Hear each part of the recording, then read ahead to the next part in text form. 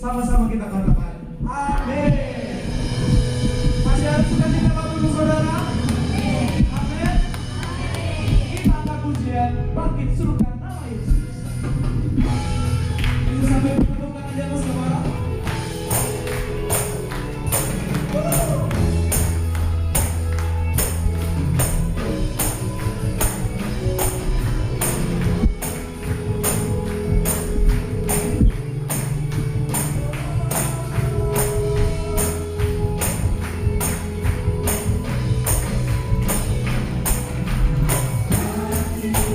Suka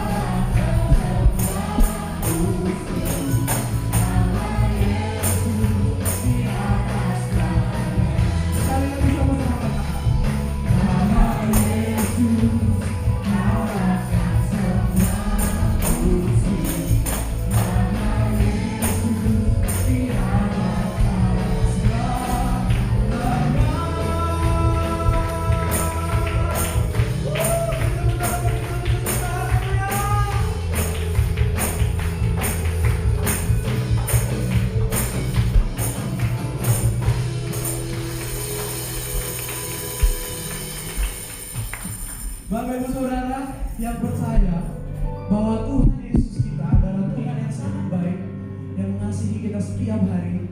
Tos kanan kirinya katakan, Tuhan Yesus baik. Kita akan pujian Tuhan Yesus baik.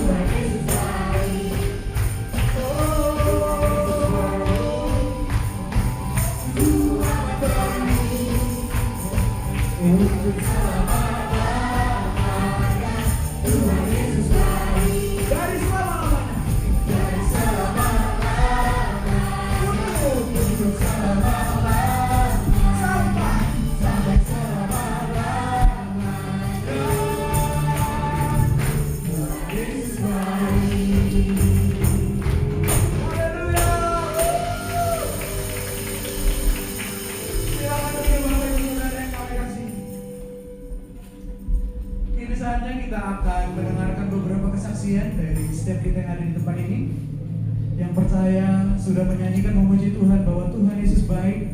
Kita mau dengar seperti apa Tuhan bekerja dalam kehidupan kita. Apakah ada yang mau bersaksi Bapak Ibu Saudara? Waktu dan tempat kami persilakan.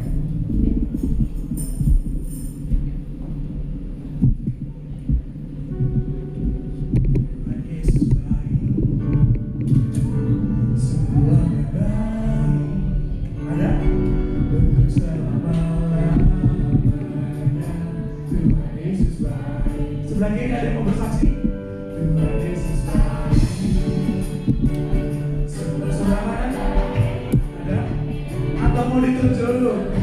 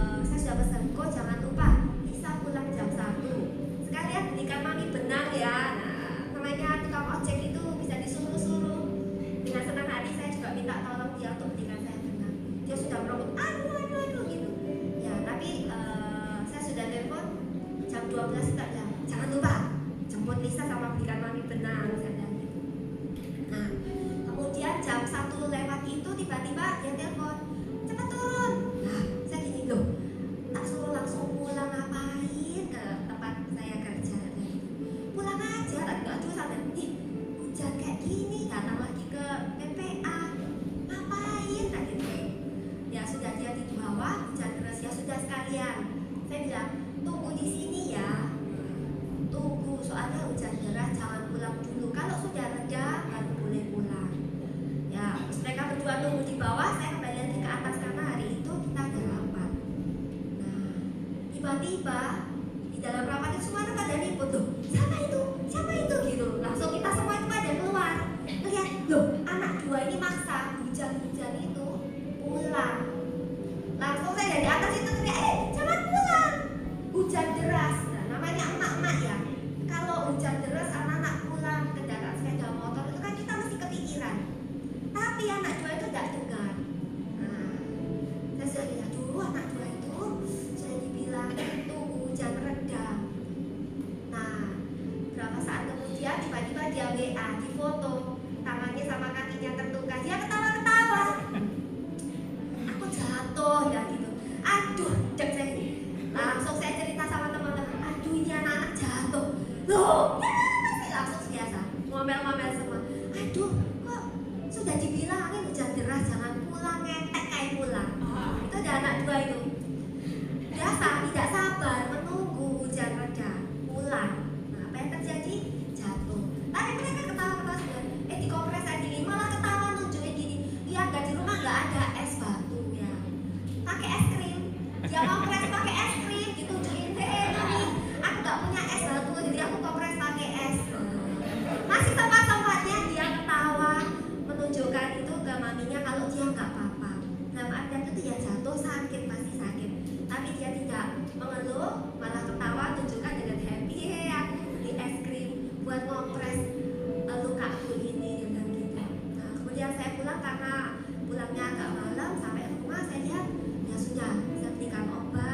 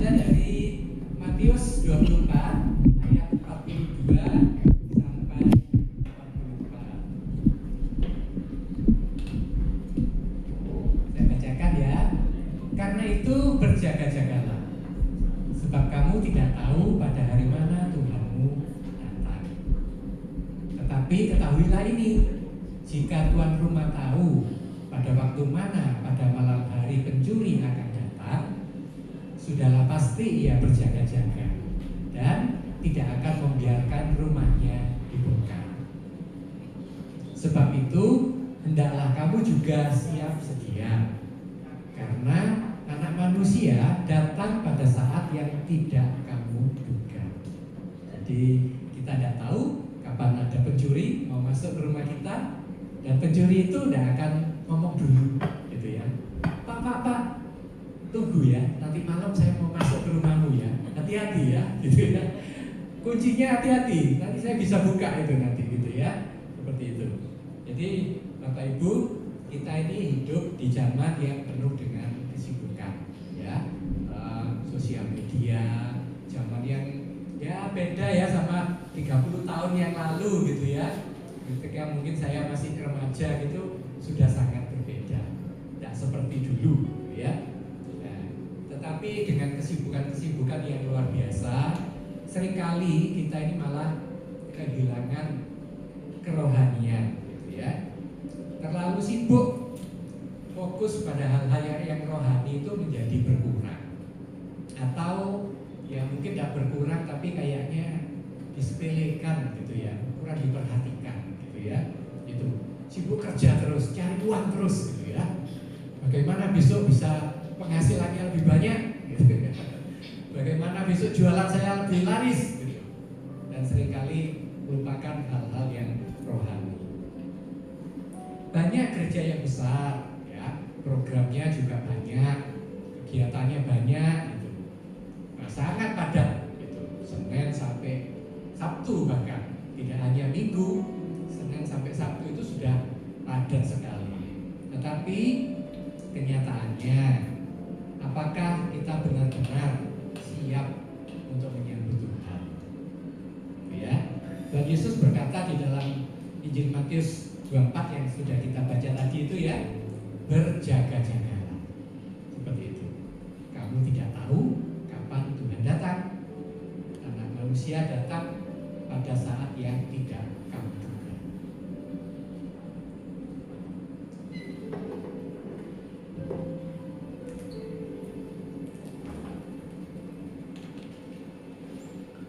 Bentar ya, dibantu Bapak Ibu. Jadi berjaga-jaga ini bukan sekedar peringatan ya Bapak Ibu, tetapi itu adalah panggilan. Panggilan hidup kita setiap saat memang harus berjaga-jaga. Kalau tidak berjaga-jaga, maka ya ketika ada panggilan kita tidak siap. Nah, kita akan belajar pada malam hari ini apakah itu yang disebut dengan gereja butik, gitu ya. Tema kita itu gereja butik, gitu ya. Apa itu gereja butik? Coba lihat gambarnya ya. Istilah butik itu biasanya diumpamakan semacam toko, gitu ya. Toko yang tidak besar, biasanya bukan mall, tapi tokonya itu agak kecil, gitu ya. Tapi agak istimewa butik itu ya. Bapak Ibu kalau perhatikan gambar ini ya, itu tokonya eksklusif, gitu ya. Detail-detailnya itu ditata dengan rapi, bagus, gitu. Jadi ketika kita masuk yang namanya butik itu rasanya senang, gitu ya. Aduh, api gitu ya. Tokonya api tenang. Jadi pajangannya itu ditata dengan rapi, membuat orang itu tertarik, ingin beli, gitu ya. Itu butik itu gitu. Jadi toko butik itu disiapkan dengan sungguh-sungguh, tidak asal-asalan. Rapi, bersih, tata lampunya bagus, gitu ya. Penataan barang-barangnya itu juga tidak ditumpuk-tumpuk asal-asalan, tapi ditoto, dipajang. Jadi ada bonekanya, manekin itu dikasih baju yang baik, kalung seperti orang sungguhan yang mau pergi pesta itu loh, kayak gitu itu. Butik itu begitu. Nah, ciri-cirinya gereja butik itu apa ya? Kita ini disebut Tuhan itu sebetulnya gereja butik, gitu Bapak Ibu. Jadi gereja itu kita, gitu ya. Kita itu diinginkan oleh Tuhan itu menjadi gereja butik, gitu. Jadi maksudnya apa ya? Pertama, harus intim dengan Tuhan, gitu ya. Kita ini harus setiap hari itu ya belajar. Kalau mungkin susah, sulit ya belajar intim dengan Tuhan. Jadi intim itu tidak asal-asalan, gitu ya. Kita mau menghadap Tuhan itu tidak asal-asalan, sungguh-sungguh, gitu ya. Gitu. Hidupnya itu fokus, gitu ya. Siap setiap saat, gitu. Artinya siap setiap saat ya, menjaga hati kita ini setiap saat itu siap. Jadi kalau umpamanya tersinggung gitu ya, jaga hatinya, sabar gitu ya. Hatiku sabar, hatiku sabar. Jadi jangan mudah tersinggung, jangan mudah sakit hati gitu. Itu artinya siap gitu. Kita itu tidak tahu kapan Tuhan memanggil kita. Fokusnya itu kan di situ. Pada saat Tuhan panggil kita, kita siap. Ini aku Tuhan, aku siap dipanggil kapan saja. Intinya seperti itu. Nah, kalau pas waktunya Tuhan panggil kita asal-asalan, tidak siap, wah bahaya. Tuhan bisa bilang, aku tidak kenal kamu. Nah itu, kita tidak akan masuk dalam kekekalan itu. Jadi yang Tuhan perlukan bagi kita itu bukan gereja yang besar, tapi gereja yang siap. Gereja itu maksudnya kita ini ya, bukan gedungnya ya, pribadi kita. Kita adalah orang yang siap, gitu ya. Jadi bukan yang mewah, gitu ya.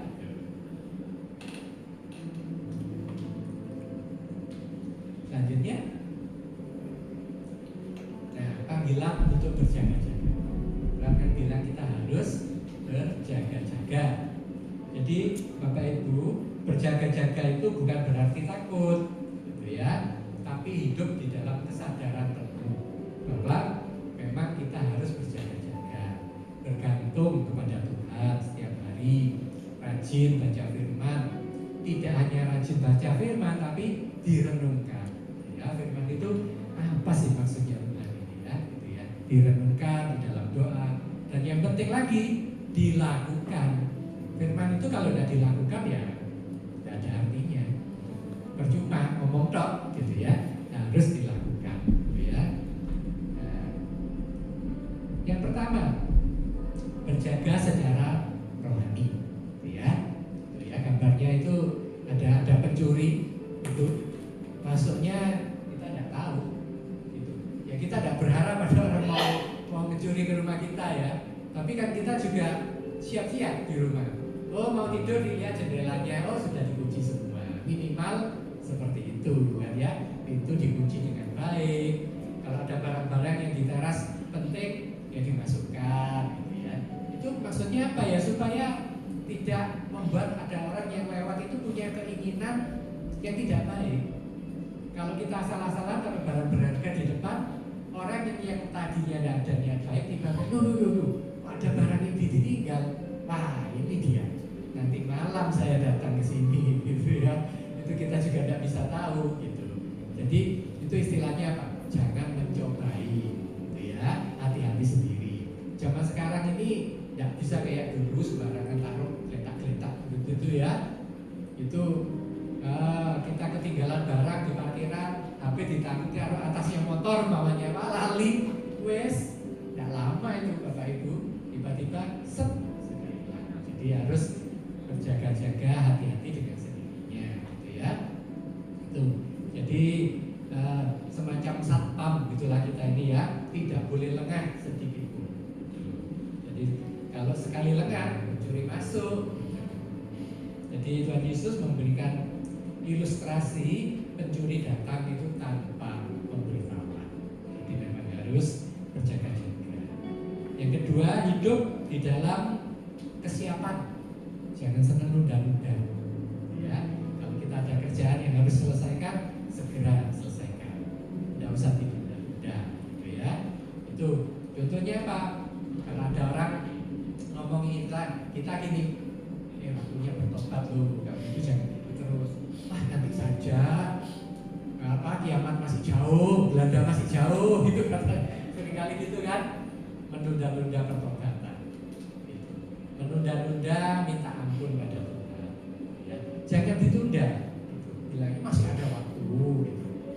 Nah, karena Yesus berkata datang pada saat yang tidak kamu duga. Artinya di dalam kerajaan Tuhan itu tidak ada kata nanti. Sekarang ya, sekarang gitu ya. Usahakan seperti itu ya. Jadi yang ada hanya sekarang. Yang ketiga, ciri-ciri gereja yang tidak siap. Jadi kita harus jujur ya, memang ada gereja yang hanya sibuk program tapi tidak ada hadirat Tuhan ya, menyepelekan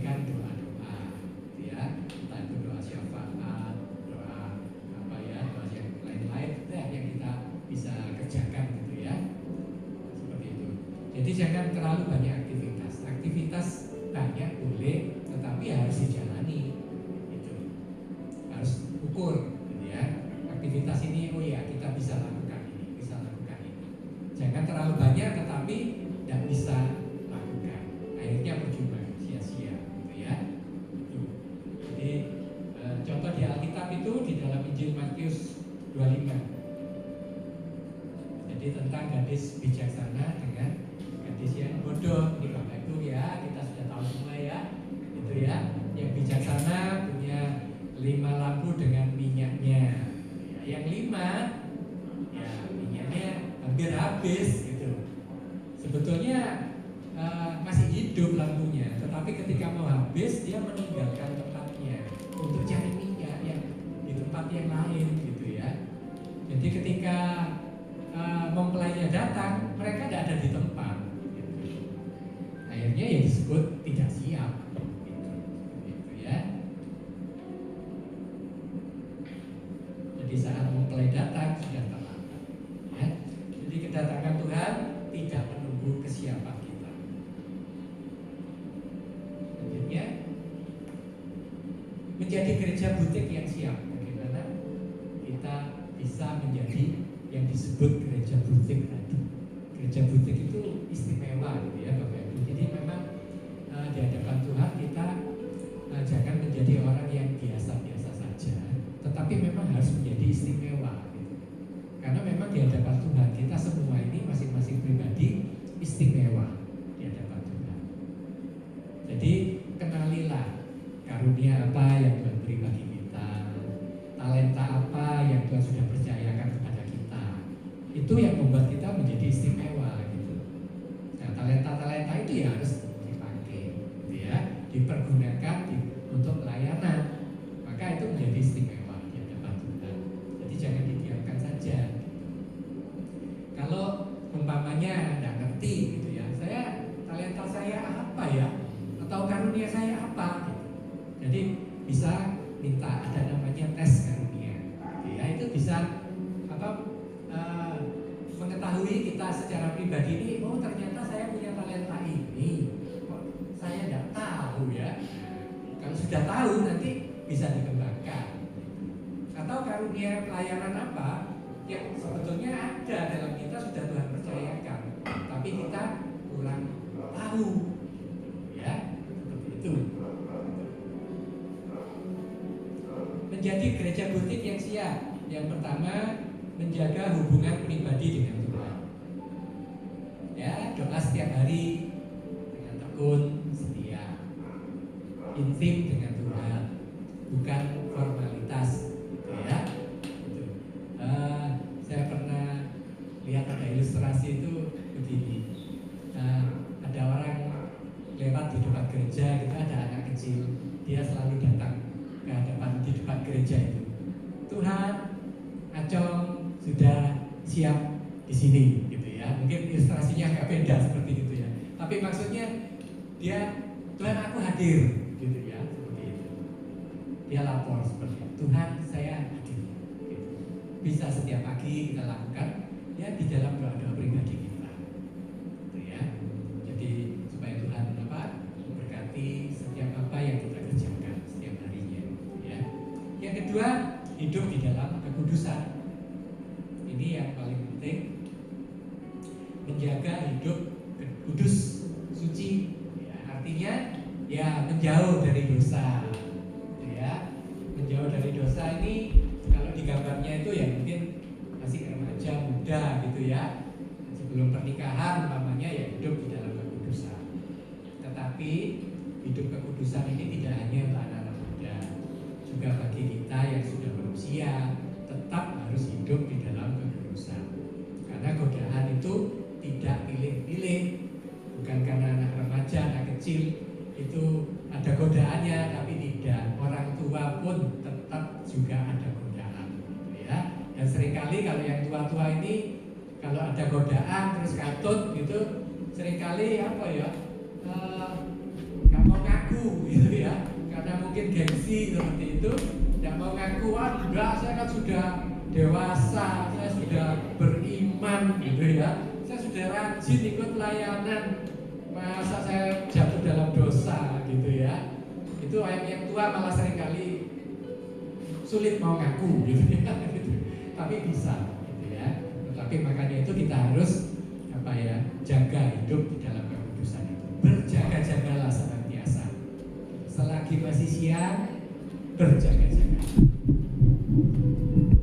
Hidup berkenan di hadapan Tuhan. Yang ketiga, peka terhadap suara Tuhan. Nah, tidak keras hati, tidak mengeraskan hati kita. Jadi kalau ada yang menegur, kita juga harus punya hati yang rela, gitu ya.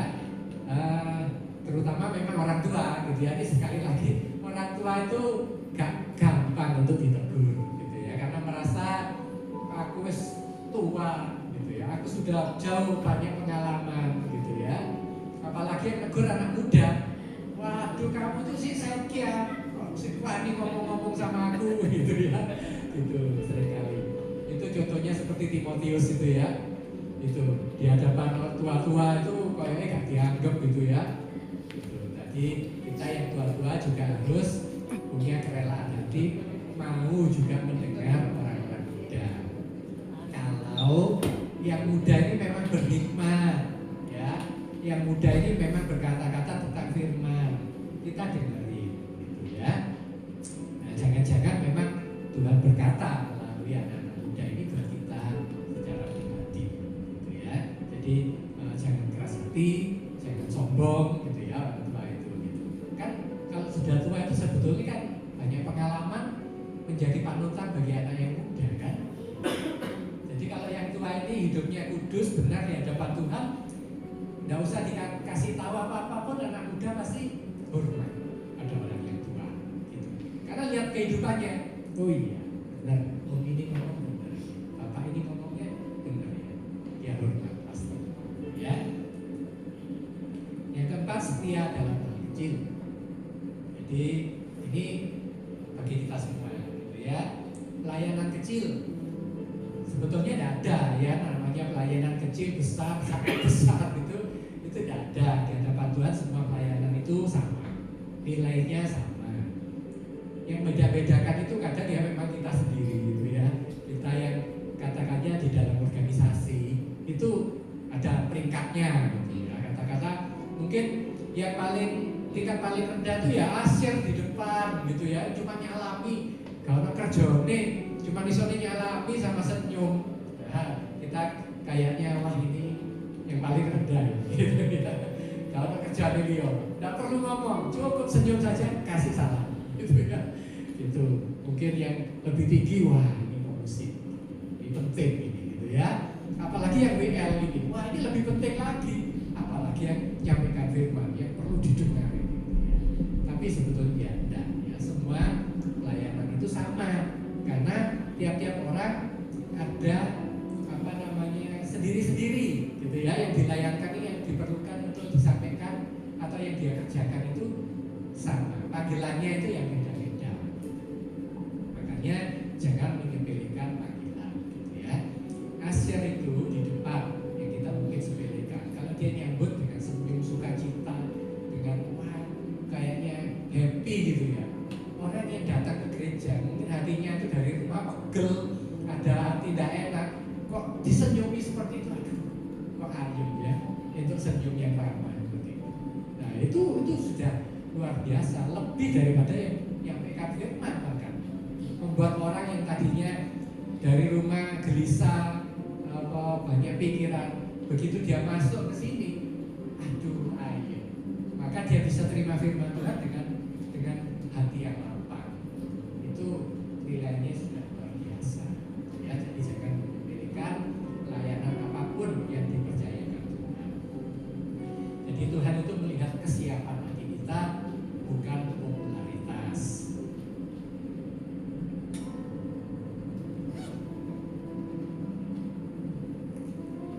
Itu yang gambar sebelumnya itu saya cari dapat gambar itu. Saya tadi cerita Asyir itu sebetulnya juga ada. Mungkin ada yang di sini yang melayani, menyiapkan peralatan, ya sebelum ibadah. Mungkin Bapak Ibu yang berjemaat datang begitu aja, mungkin gak mikir gitu ya. Apa sing noto iki meja-meja ini? Wis dilap apa ndak ini ya meja gitu ya. Kursi-kursi yang Bapak Ibu duduki, bersih ternyata gitu ya. Celana orang saya ndak kotor. Itu layanan yang gak kelihatan gitu ya Bapak Ibu ya. Itu gambarnya. Nah, yang ini kalau ada tamu penting mau datang ke rumah kita, masa kita tidak siap-siap? Gitu ya, itu dibersihkan, mungkin nyiapkan tempat minum, gitu ya, kopi, teh, gitu, atau makan makanan-makanan, kan ada tamu penting, gitu ya, seperti itu menyambut pengantin mau datang seperti itu ya, maka tempat-tempatnya itu luar biasa, mejanya ditata rapi, kayaknya ini kayak kafe-kafe gitu ya. Kalau kita datang ke kafe itu kan rasanya menyenangkan gitu ya. Kan kita tamu ya, ke kafe itu datang kan jadi tamu. Kita ini menyenangkan. Kemudian apa selanjutnya? Foto-foto biasanya. Nggak ketinggalan ya, kita biasanya foto-foto, kemudian pasang status gitu. Itu biasanya umumnya gitu ya. Jadi apa yang harus kita lakukan yaitu bersih-bersih. Hati kita dibersihkan terutama, ya, bukan hanya fisik, tetapi hati kita yang paling penting. Rapikan rumah, persiapkan semuanya. Masalahnya adalah kita tidak tahu jam kedatangannya, gitu ya. Kita tidak tahu kedatangan Tuhan itu kapan, makanya kita harus siap setiap saat.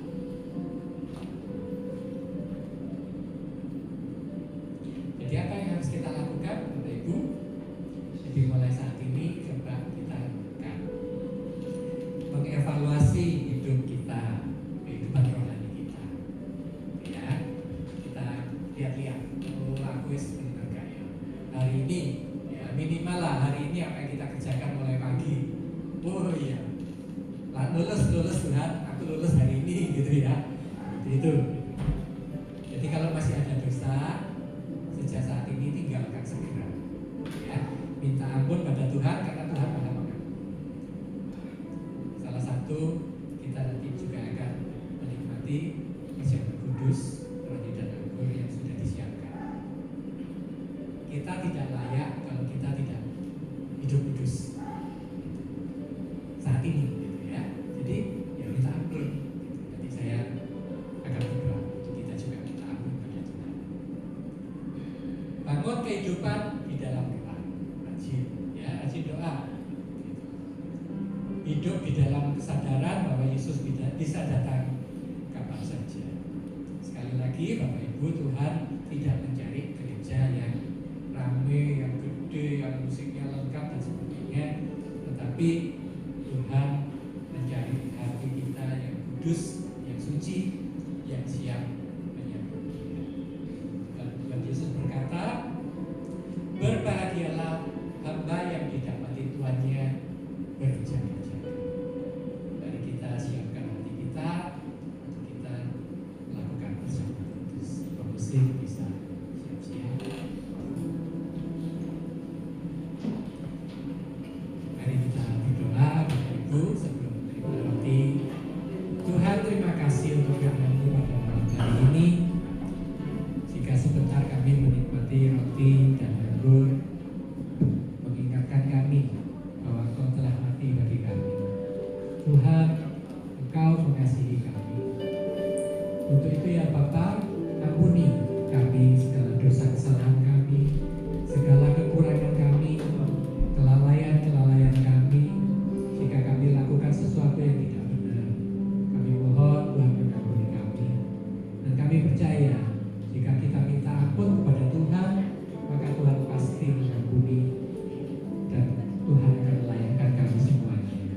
Terima kasih ya Bapak, terima kasih. Di dalam nama Tuhan Yesus, haleluya.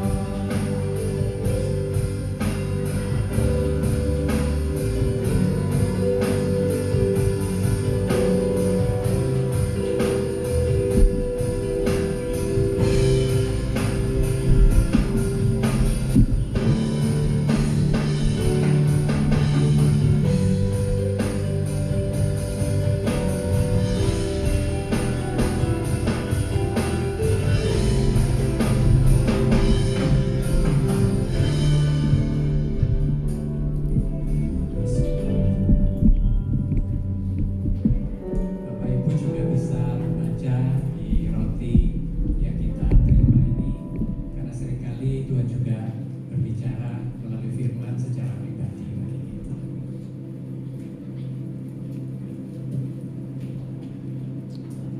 Apakah semuanya sudah menerima roti dan anggur? Kita angkat tinggi roti di atas kepala kita dan dengarlah firman Tuhan.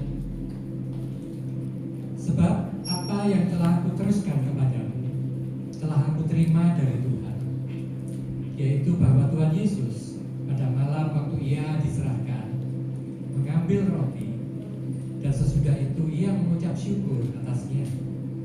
Ia memecah-mecahkannya dan berkata, "Inilah tubuhku yang diserahkan bagi kamu. Perbuatlah ini menjadi peringatan akan aku." Bukankah roti yang kita angkat tinggi-tinggi di atas kepala kita adalah merupakan persekutuan kita dengan tubuh Yesus? Makanlah di dalam nama Tuhan Yesus.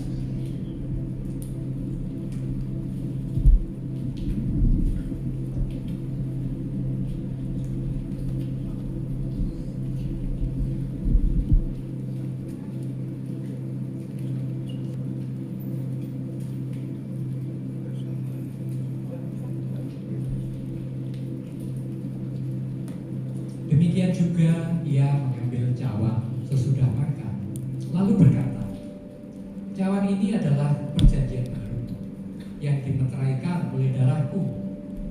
Perbuatlah ini setiap kali kamu meminumnya menjadi peringatan akan aku. Sebab setiap kali kamu makan roti ini dan minum cawan ini, kamu memberitakan kematian Tuhan sampai ia datang." Bukankah anggur yang kita angkat tinggi-tinggi di atas kepala kita merupakan persekutuan kita dengan darah Yesus? Minumlah di dalam nama Tuhan Yesus.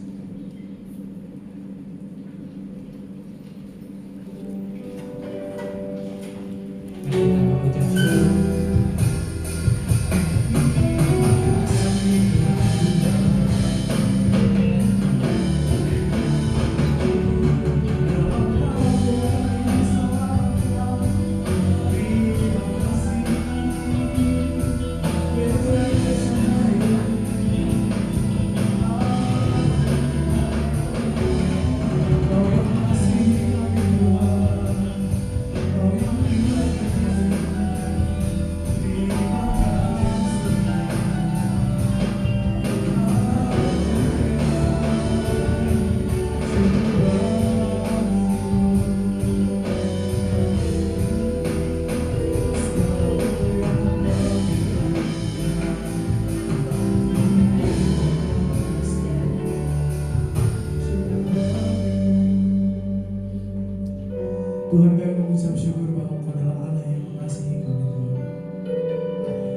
kasih pada sore hari ini kami sudah mendengar firman Tuhan.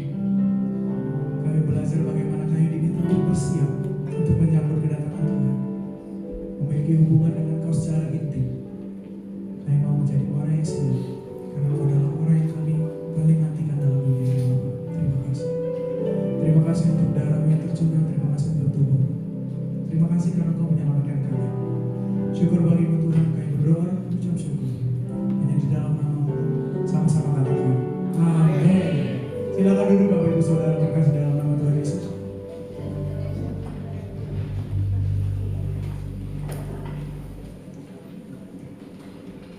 Baik, kita akan mendengarkan pengumuman.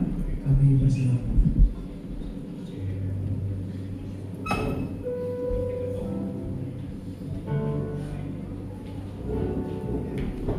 Terima kasih buat teman-teman dari GBI juga melayani kita luar biasa. Tepuk tangan dulu dong.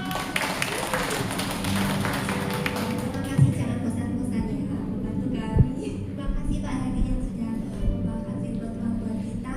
Pengumuman pertama, hari Jumat besok tanggal 3 kita ada ibadah Jumat Agung jam 4 sore ya. Jangan salah, nggak jam 5 tapi kita jam 4 sore karena Kak Ivan harus mengejar pesawat. Jadi begitu selesai ibadah kita Kak Ivan langsung berangkat pergi ke Batam. Jadi jam 4 sore kita akan mulai ibadah dan diusahakan jam 6 sudah bisa selesai. Semoga. Itu momen kedua adalah hari Rabu kita tetap ada fellowship dan persiapan untuk hari Jumat Agung. Jadi ada fellowship di tempat ini bersama-sama. Kita juga ada pemuritan di hari Rabu itu juga bersama Pastor Ivan melalui Zoom. Dan hari Jumat ibadah jam Jumat Agung dan hari Minggu ibadah jam 4 sore. Jadi mulai April kita akan ibadahnya jam 4 sore. Jadi biar yang kecil-kecil sekolah nggak kemalaman.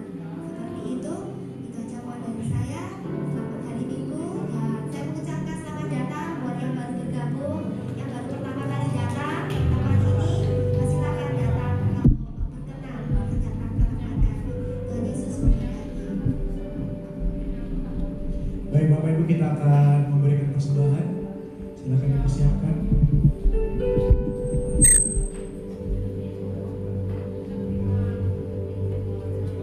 Mari kita berdoa. Tuhan, kami mengucap syukur dan pada saat ini kami akan memberikan persembahan sebagai ucapan syukur kami bahwa Kau adalah Allah yang mengasihi kami Tuhan. Tuhan, tolong berkati setiap tangan-tangan yang memberi, setiap hati yang memberi dengan rela. Kau berkati biarlah Kau mengembalikannya berkali lipat ganda, dan biarlah sukacita daripada Kristus mengalir di tempat ini hingga kami bawa pulang nanti Bapak. Terima kasih Tuhan, kami siap memberi. Hanya di dalam nama-Mu kami berdoa dan mengucap syukur. Amin. Tuhan Yesus baik, sungguh amat baik, untuk selama-lamanya. Tuhan Yesus baik, Tuhan Yesus baik, Tuhan Yesus baik, sungguh amat baik, untuk selama-lamanya. Tuhan Yesus baik, Tuhan Yesus baik, sungguh amat baik, untuk selama-lamanya. Tuhan Yesus baik, Tuhan Yesus baik, sungguh amat baik, untuk selama-lamanya. Tuhan Yesus baik. Tuhan Yesus baik, sungguh amat baik, untuk selama-lamanya. Tuhan Yesus baik, Tuhan Yesus baik, apa sungguh amat baik. Bisa dua kali ke kiri seperti saya. Tuhan Yesus baik, kiri. Tuhan Yesus baik, ya, sungguh amat baik, untuk selama-lamanya. Tuhan Yesus baik, dari selama-lamanya, untuk selama-lamanya.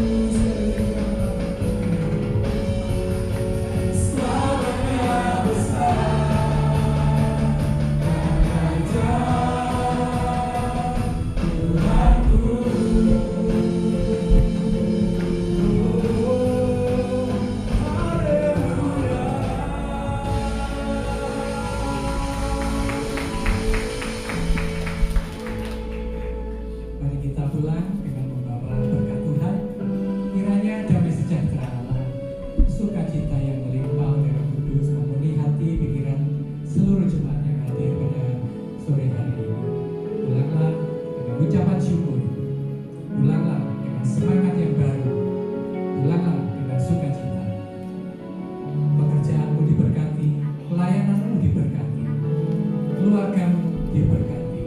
Bahkan seluruh kehidupanmu diberkati Tuhan, keluar masukmu diberkati Tuhan.